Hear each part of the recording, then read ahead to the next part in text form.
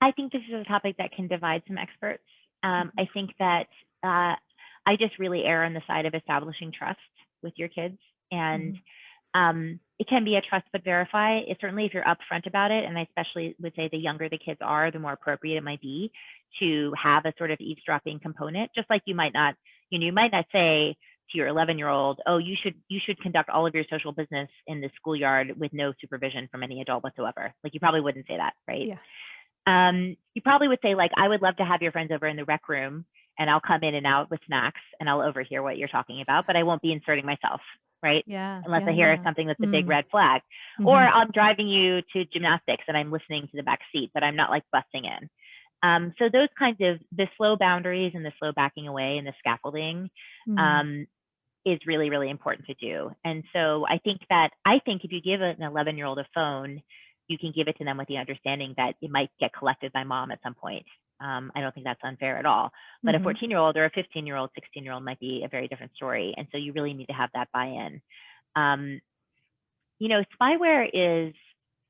it's a tough one. Like, and even on a school-wide basis. So many schools that have the school issued devices are buying software that triggers and red flags on, talk of self-harm or talk of suicide or violence. And those systems are not perfect. But what social and emotional development experts, psychiatrists, psychologists tell me is that a system like that can provide an early warning, but you have to have trusted adults that have relationships with kids, because you can say, hey, I found this on your computer. And what is that kid's motivation to tell the truth about what's happening at that point? Yeah. Are they literally reaching out for help, cry for help? Okay, great. I'm glad that we found you and we can have this conversation. Or is it a school where adults are not trusted by the teens? And then no matter how many red flags you get, you're not going to be able to successfully prevent something. So that relationship comes first, last, and always. And whatever you need to do to preserve the open communication with your kids, you should prioritize that. I love what you're saying. It really coincides with everything we talk about and teach in mindful parenting. And I think that's amazing. And I really appreciate the analogy that you gave about, like, what would you do if it was in real life?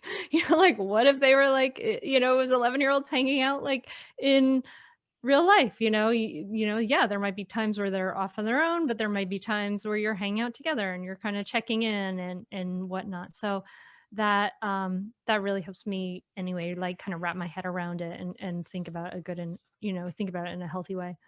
Well, the other thing, just to add on to that I want to mention, that can go overlooked at this point in the game is the eyes on the street. So who are the other trusted adults outside the family, that might follow your kid on Instagram if they have an Instagram account? Is it the counselor or the auntie, the cousin, your family friend?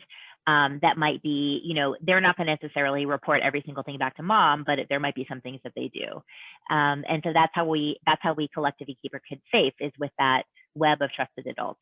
And I even got a great piece of advice from a sex education worker that I interviewed several years ago, who said she actually had a nominating process, a very formal process, where every year she would ask her children, who is the grown-up for this year that if you need to talk to someone about something, you can go to, something that you're embarrassed to come to me, or you're worried I'm going to be disappointed in you.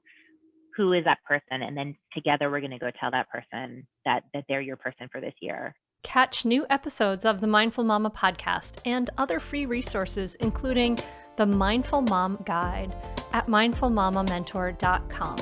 You can listen to every back catalog episode, including interviews with Dr. Dan Siegel, Ianla Van Zandt, Sharon Salzberg, and get meditations, join our private Facebook group, and more. Go to mindfulmamamentor.com now. I'll see you there.